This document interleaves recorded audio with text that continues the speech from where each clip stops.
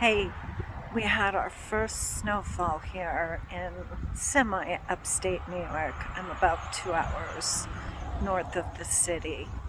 And we've definitely had a very warm fall, but it's cold out right now and the wind is blowing. But I just wanted to show you these beautiful roses and remind you that with perseverance, you can bloom even in not ideal situations. And then look at the message, the Salvation Army.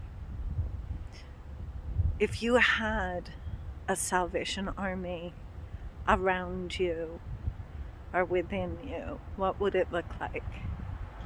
To me, I think it's these roses. Have a nice day.